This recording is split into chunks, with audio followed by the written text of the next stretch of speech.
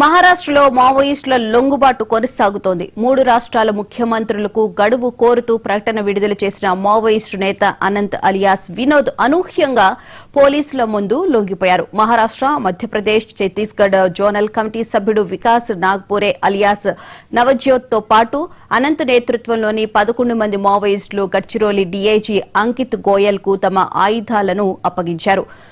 వనం వీడి జీవనంలోకి వస్తున్నట్లు ప్రకటించారు. మావోయిస్టు నేత అనంత్ ఇటీవల జనవరి 1 వరకు తమకు గడువు ఇవ్వాలని, అప్పటి వరకు 3 రాష్ట్రాల ముఖ్యమంత్రులు తమ పట్ల సానుకూలంగా వ్యవహరించాలని కోరారు. అలాగే డిసెంబర్ 2 నుంచి నిర్వహించే PLGO వారోత్సవాలకు దూరంగా ఉంటామని కూడా ప్రకటించారు. ఈ ప్రకటన వెలువడిన కొద్ది రోజులకే మావోయిస్టులు లొంగిపోయారు. లొంగిపోయే మావోయిస్టులు తనను బావో ఫ్రీక్వెన్సీ ద్వారా సంప్రదించవచ్చని డీఐజీ పిలుపునిచ్చారు. ప్రతిరోజు ఉదయం 11 గంటల నుంచి 11 గంటల 15 నిమిషాల వరకు తనతో నేరుగా మాట్లాడవచ్చన్నారు. आत्मसमर्पण करून मुख्य प्रवाहामध्ये येण्याचे आवाहन केले होते. नुकतेच गडचिरोलीमध्ये सोनू उर्फ भूपती आणि त्याच्यासोबत फार मोठ्या संख्येने माओवाद्यांनी आत्मसमर्पण केले होते आणि त्यापासून प्रेरणा घेऊन बऱ्याच ठिकाणी आत्मसमर्पणचे कार्यक्रम सुरू होते. आपल्या गोंदिया जिल्ह्यामध्ये दरेकासा दलम हे प्रामुख्याने कार्यरत होते आणि आपलं दरेकासा दलम जे आहे ते MMC झोन मध्ये येते. MMC झोन म्हणजे महाराष्ट्र, मध्य प्रदेश, छत्तीसगड या एरियामध्ये जे नक्षलवादी कार्यरत आहेत ते MMC झोन मध्ये येतात. त्या MMC झोन मधील दरेकासा दलम हे प्रामुख्याने आपल्याकडे ऍक्टिव्ह होते आणि आपल्या जिल्ह्यामध्ये नेहमी 9 ते 10 ते 11 अशा संख्येमध्ये या दलामधील सदस्य कार्यरत असल्याच्या इनपुट्स आपल्याकडे येत होत्या. वेळोवेळी आपण ऑपरेशन सुद्धा राबवत होतो आणि दुसऱ्या मार्गावरून त्यांची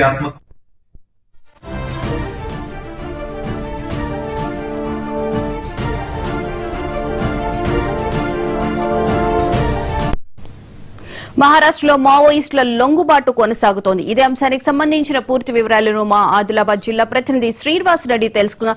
శ్రీనివాస్, చెప్పండి, గడువు కావాలి అని చెప్పి కోరినటువంటి మావోయిస్టులు నిన్న లేఖ రాశారు. కానీ ఈ రోజు వాళ్ళు వచ్చి లొంగిపోవడం కూడా జరుగుతుంది. జనవరి 1 దాకా వాళ్ళు టైం అడిగిన నేపథ్యంలో మరి ఒక్కసారిగా వచ్చి లొంగిపోవడాన్ని ఎలా చూడాలి?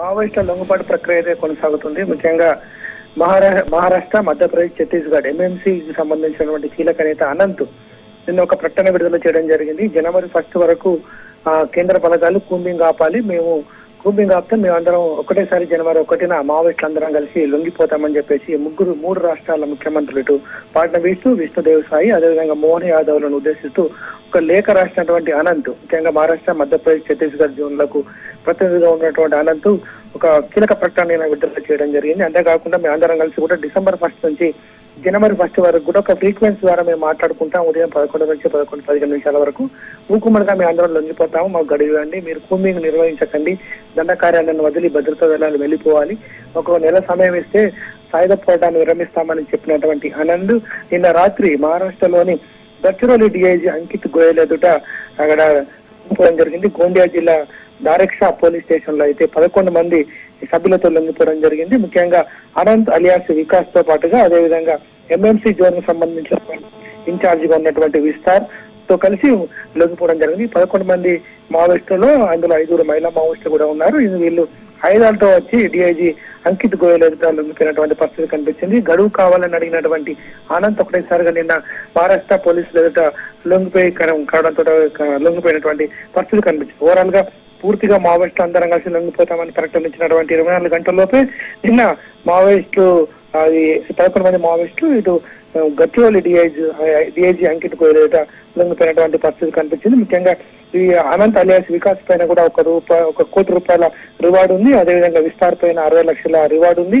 లొంగిపోయిన పూర్తిగా 11 మంది నక్సలైట్ల పైన కూడా వీళ్ళిద్దరితో కాకుండా మిగతా నక్సలైట్ల పైన కూడా 2 కోట్ల రివార్డులను కూడా నిన్న వాళ్లకు అందించినట్టుగా కూడా డీఐజీ అంకిత్ గోయల్ చెప్పినటువంటి పరిస్థితి కనిపిస్తుంది. ముఖ్యంగా ఇంకా లొంగిపోదొచ్చుకున్నటువంటి మావోయిస్ట్ ఎవరైతే ఉన్నారో ఇటు లొంగిపోవాలని చెప్పేసి కూడా అనంత్ చెప్తున్నటువంటి పరిస్థితి కనిపిస్తుంది. ముఖ్యంగా ఇటుమా ఎన్కౌంటర్ అయిన తర్వాత సాయుధ బలగాలన్నిటి కూడా స్వచ్ఛందంగా లొంగిపోవడానికి అయితే ముందుకు వస్తున్నటువంటి పరిస్థితి కనిపిస్తుంది. ముఖ్యంగా అనంత్ నిన్న విడుదల చేసినటువంటి ప్రకటన ద్వారా ఓవరాల్ గా మావోయిస్టులందరూ కూడా లొంగుబాటుకు సిద్ధమవుతున్నట్టుగానే మనకైతే సమాచారం అవుతుంది. అందులో భాగంగానే అతడు లేఖ విడుదల చేసినటువంటి 24 గంటల్లోనే తాను కూడా లొంగిపోయినటువంటి పరిస్థితి కనిపిస్తుంది. ముఖ్యంగా ఈ అనంత్ ఇటు తెలంగాణ రాష్ట్రానికి సంబంధించిన వ్యక్తిగా అయితే మనకైతే తెలుస్తున్నటువంటి పరిస్థితి కనిపిస్తుంది. మరికొంతమంది కీలక నేతలు కూడా ఈ 2-3 రోజులలో ఇటు మహారాష్ట్రలో కానివ్వండి, ఇటు ఛత్తీస్గఢ్ రాష్ట్రంలో కానీ లొంగిపోయే అవకాశాలు ఉన్నాయని చెప్పేసి కూడా అనంత్ చెప్తా ఉన్నాడు. Right, thank you Srinivas.